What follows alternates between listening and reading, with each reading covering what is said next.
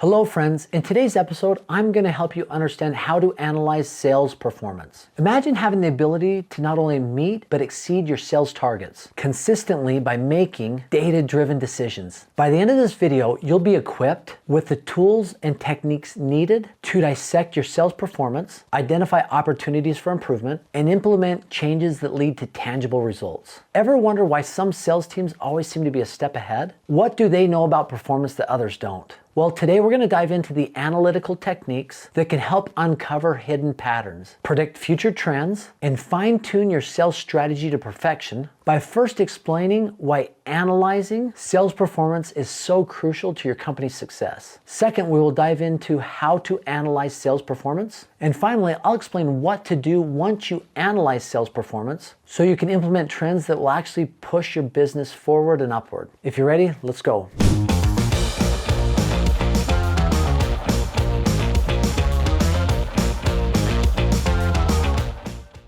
So what is sales analysis? Sales analysis is the process of collecting, evaluating, and applying data about various sales processes. So why is analyzing sales performance so important, and how does it impact your business? Take any business out there. For good or bad, they will all be analyzed at some point. Whether they're performing at an extremely high level, they'll be analyzed for the good. If they're performing at a poor level, they'll be analyzed for bad, or what not to do, or maybe a case study on how to improve. When you do not analyze sales performance, you're essentially saying you are okay with mediocrity. In one of the greatest books out there, Good to Great by Jim Collins, he says the enemy to great is good. And I'm a big believer in that philosophy. If you're okay with being good, you'll never be great. Even if a team or an individual sales representative is performing at a high level, I still like to approach them this way. I like to ask them, what is one thing that you could have done differently this week, or better this week, or this month, or this quarter? You're not discounting their performance, but you're helping them understand and dig a little bit deeper by asking the question, is there anything that could have been done to maybe enhance or elevate what was already done that was already spectacular, but make it even more spectacular? And it helps them analyze potential weak spots. Even if they're performing at a high level, a potential weak spot turned into a positive could really accelerate their team's growth and performance. So how do you analyze sales performance? First off, to analyze sales performance, we must look at trends. The first thing we need to do is actually identify the sales data that we are looking to analyze. It's important to first determine what sales data you want to analyze and use for strategy development and improving performance. This information can then help you identify trends in sales activity with key stakeholders so your company can establish effective goals for increasing revenue and growth. And I believe that it starts at the high level, right? So first off, we're looking at sales.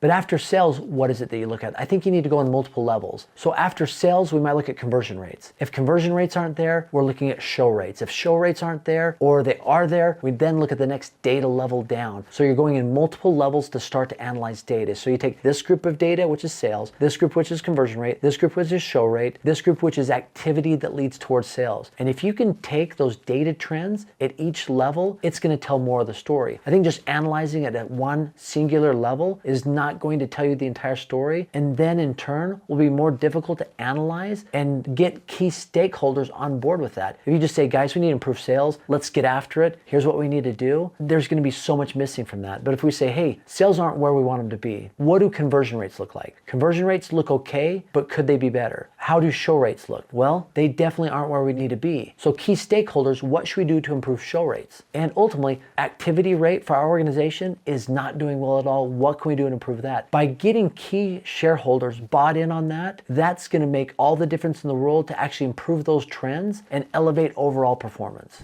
So how do you take the data that you've analyzed and push forward towards an actionable plan that will actually improve performance? Number two, and we've touched on this a little bit, but collaborate with stakeholders. It is crucial to identify with key stakeholders, especially on the sales side, to get them bought in. During the collaboration process, sales stakeholders will identify and help analyze the data and metrics. They'll then be able to identify objectives and goals, which then can allow them to put towards a plan in place and determine the best approach to achieve financial, company, and individual success. And the third and final thing, create a sales report to guide the improvement process. Ultimately, a sales performance analysis can be an essential tool for developing sales forecasts. So taking all the data that you've compiled, you've analyzed it, and you've collaborated with stakeholders, your team can then take that important data that gives the executive executives the idea on what they can expect in the future. And not only what they can expect, but how they can expect it. This is something we've just done fairly recently in our organization, where we've taken some of the data that is important to our organization and we've brought in different stakeholders at different levels in our company and said, okay, here's where we're at. This is where we want to get to. How can we get there as quick as we can? So one of the things we do within one of our organizations is a lot of education and coaching for organizations out there that might not have coaches, especially on the one-on-one coaching side. And so we said, okay, this is where we're at on a weekly basis. What can we do to improve and enhance or increase the value of this? Well, we know that if we reach out to a certain amount of organizations or we perform at a high level, that we can give back data and trends of how we've improved cancellation rates, how we've improved maybe upsells with that organization by getting the coaches to talk about it and get them bought in. And by doing so, we've been able to analyze and get key stakeholders to then understand a plan and a report to move the business forward and increase that revenue or that side of our business that actually tends to be a very profitable one for us. So having those things together to analyze sales performance is going to be crucial when you incorporate all those different things of analyzing, getting stakeholders bought in, and then having a report on the how and why.